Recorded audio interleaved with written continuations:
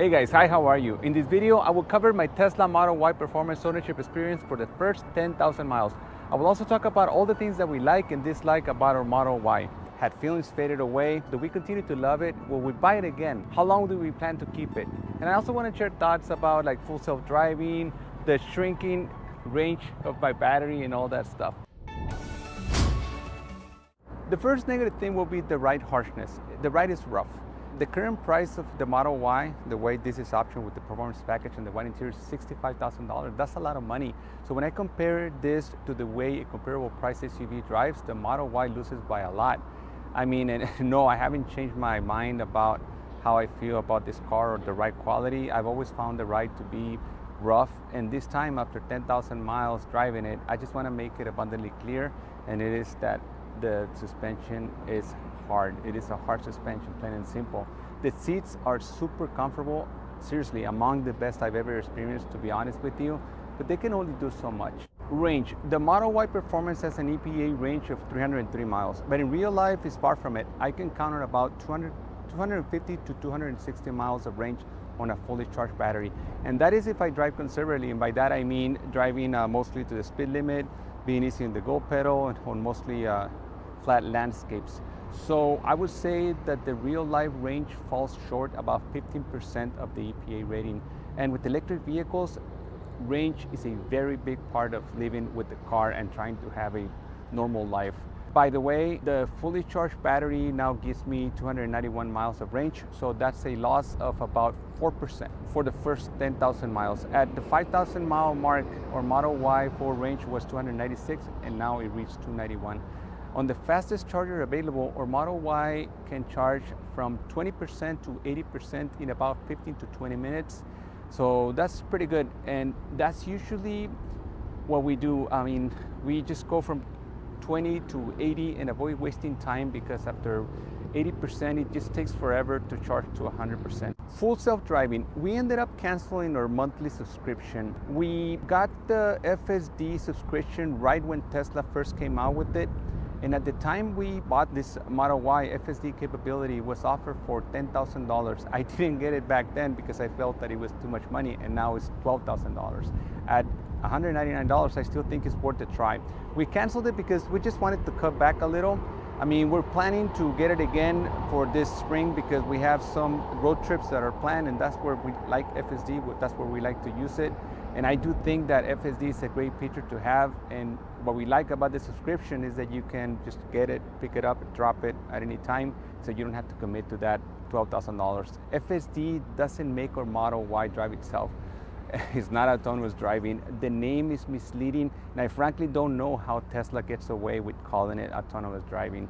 I'll leave you the link to a very interesting video regarding FSD and how it is really far from reality, from just becoming a thing that really drives itself.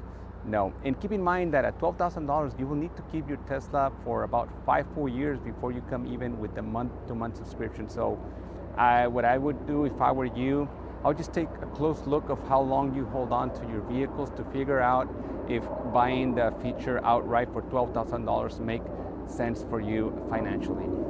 Some of you tell me that this car is very bland. I can agree up to a point. Some things that we need to consider is that these electric cars don't need any sort of grille. So when I see other competitors that are coming out with their vehicles, they make it more appealing by adding just fake ornamental grills that are not needed in the car. I don't know how I feel about it. I do miss that part of the aggressiveness that you can have in a vehicle by adding scoops and adding just like a fake vent here, or maybe like a grill here.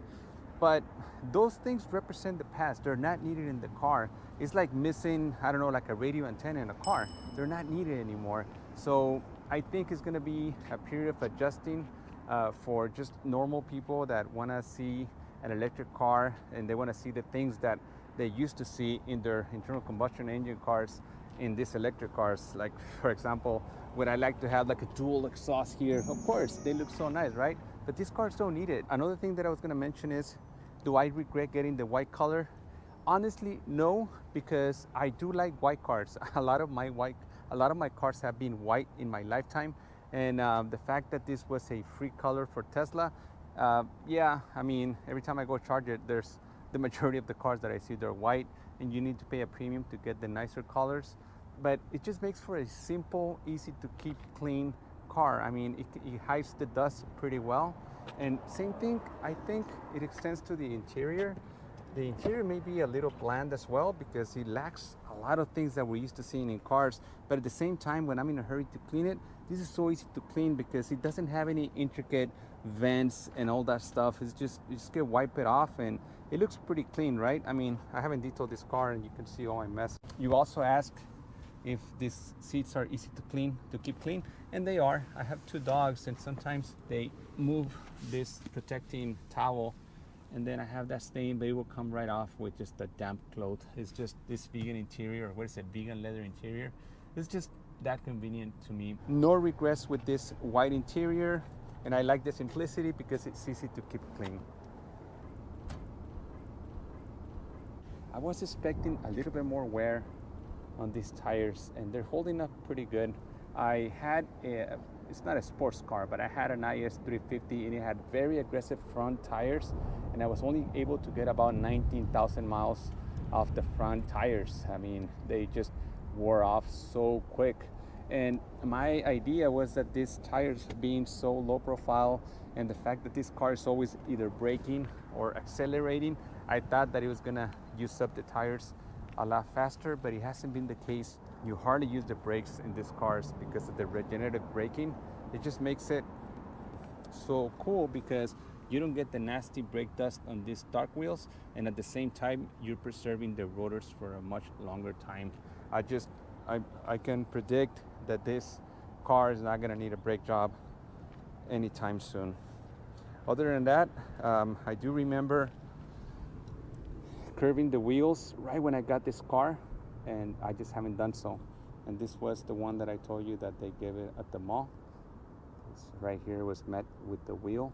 So I try to avoid parallel parking because remember, this car doesn't have a 360 camera. And yeah, you have the trajectory lines and all that. I just don't trust them, so I try to avoid parallel parking as much as I can. I still like the car.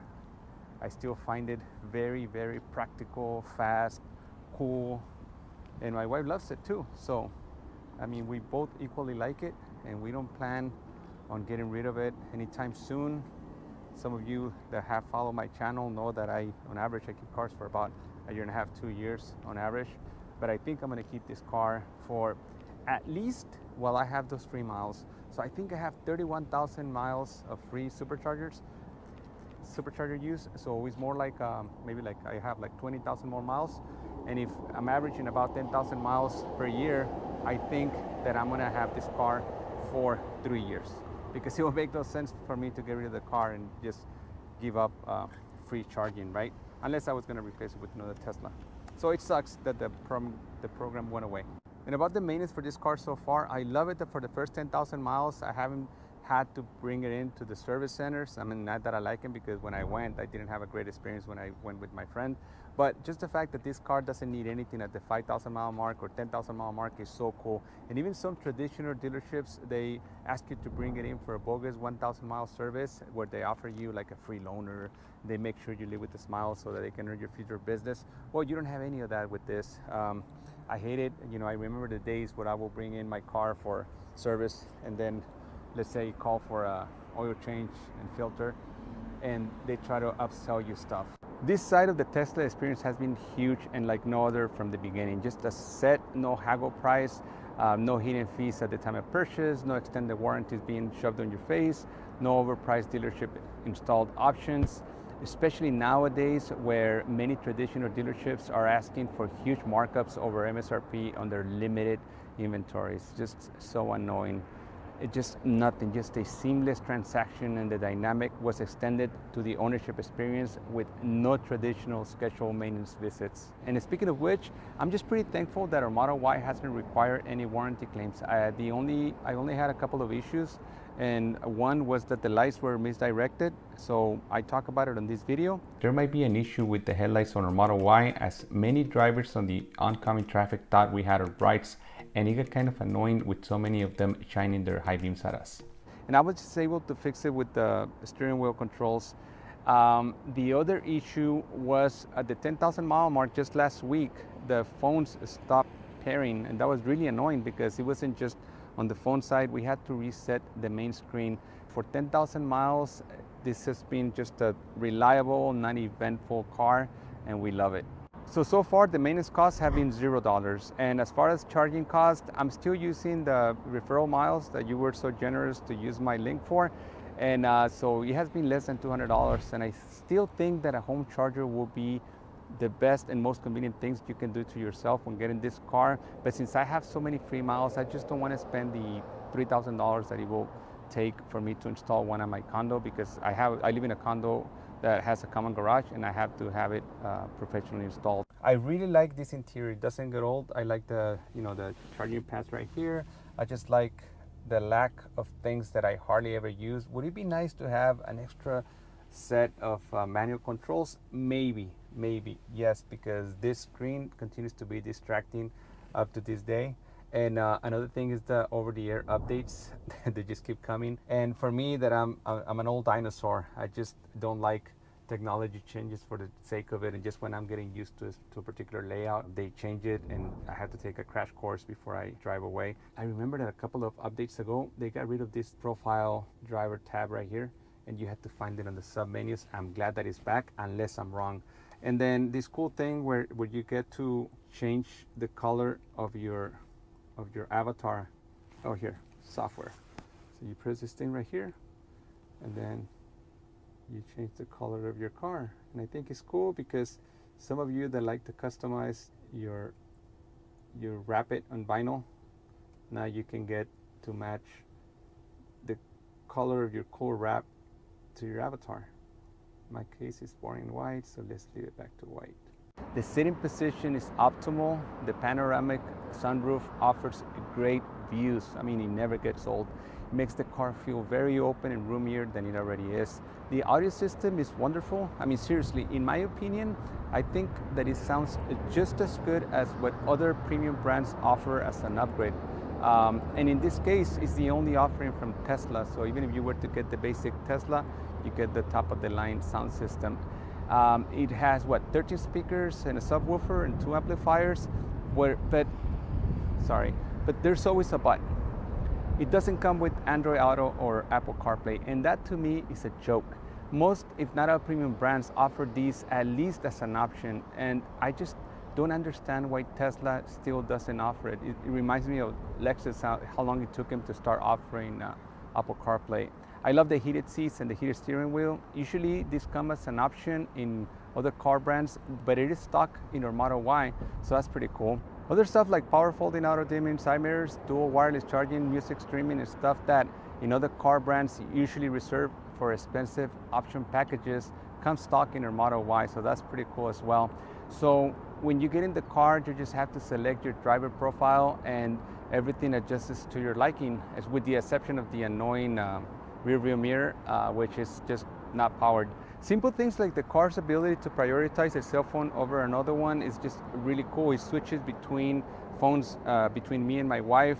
So when my wife leaves the car, my cell phone takes over, and I just think that's really cool. And those are the little things or the big things that make the driving experience such an enjoyable one. But the fact that you have things like an internet browser, Spotify, Netflix, and YouTube make things like recharging times more bearable. And one of my favorite things about this car to this day is the handling. Do not be confused with what I said about the hard suspension. I mean, a hard suspension is not a choice. It's something that you get with this car, and there's no amount of upgrades that you can do in this car that will give you a better, smoother ride.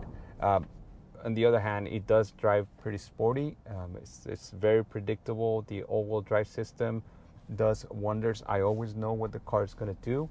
And that's pretty good. I mean, the center of gravity is slow, it drives pretty sporty, the steering is very precise, very well tuned. I just wish it did a better job at isolating you from the road. Those of you that have owned, for example, Mercedes and BMW know that BMW is always tuned more for like a sporty feel, so some may consider it bumpy, and Mercedes is always more refined, more luxury, and this doesn't have any of that. So do not confuse this car with the luxury car, because it's not. It does give you a premium feel experience for different reasons, maybe the fact that it's just a different type of car, a different kind of company, the exclusivity of the higher price. I mean, all of the Tesla vehicles are above the average price of a new vehicle. I think the average price now is like $40,000. So with Tesla, older vehicles are expensive and more expensive.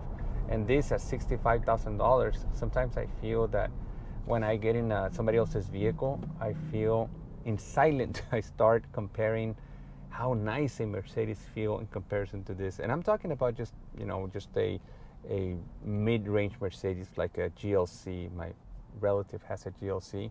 And when I got in that car, I remember what it's like to be in a luxury or a premium vehicle. I mean, I've had experience with BMW, Mercedes, Audi, and what they do with the treatment of the isolation from the road, the deadened materials that they use, the double glasses and all that, it pays out at the end when the driver gets in that car, and once you hit the road, you just feel isolated from the road, you feel in a special place, so the drive gets a lot more enjoyable. And this car is loud. I mean, there's no way around it. At the 5,000 mile mark, I made the mistake of saying that you get used to it. Well, that doesn't mean anything. I mean, you can get used to a lot of things, right? So just because I got used to it doesn't mean that it's good. But if there was one thing that I could change about this car, it will be like an adaptive suspension. But from what I hear from people that have the Model X, they say that even with the adaptive suspension, the ride is not smooth at all. So maybe it's just in the way these cars are manufactured. And I've driven other, like for example, the Mustang Mach-E, and I find that suspension to be very, very sloppy, very bouncy. So in that, I do think that the Model Y ride quality is better than that of the Mustang. But when I compare this to a Mercedes, a Lexus, BMW, this one is not as nice as premium feel. If you are into that type of feeling, then I suggest you exploring to the Audi e-tron. The e-tron starts at about $66,000. So the base model of the e-tron starts as the most expensive Model Y. So with options, it will climb up another $20,000. So yes, the Model Y has that advantage. To this day, their charging infrastructure is unique and exclusive. So those of you that come from an internal combustion engine car, thank you, great driver. This is the easiest, smoothest transition into an electric car because you're gonna find chargers everywhere. You will always have a charger available for you regardless of where you are, especially here in California, they're everywhere. The infrastructure is there, so I always feel that I can just pull over in a few miles and recharge again, and that's not the case with other brands. So when I hear that Tesla, and I'm going to talk about two things here that are important for this video. When I hear that Tesla is going to get rid of or going to open the charging network to other brands, I just feel that that's one more cut that is going to make Tesla vehicles feel less special. One already happened when they got rid of the referral program because, and don't take me wrong guys, I'm very grateful that over 30 of you used my referral link to buy your Tesla. So I have 3 miles to spare, but it was just that was one of the things that made Tesla unique. It makes us drivers, owners, feel that you own a special kind of car because of those little things like the referral program. I'm just an average Joe that decided to start posting videos about his car, and here I go, 30,000 miles worth of free charging, and it's gone. And now if they were to open the network to just everybody else, I think it will feel less special because as it is right now, even though it's a great charging network, some of these locations are starting to get crowded. I'm no stranger to experiencing, for example, a 45-minute charging limit for a Tesla, and some cars will take over 45 minutes to charge. So imagine if they were to open these chargers to just any other brand of car, then just the waiting time will be longer, and then you will have less time to charge your car, and you'll be competing for a spot with just anybody else. So that's one thing that I'm gonna ding Tesla for, is getting rid of the referral program and the possibility that they open the charging network to just anybody else. Would I buy it again? Absolutely. This has been the best car ownership experience that we had.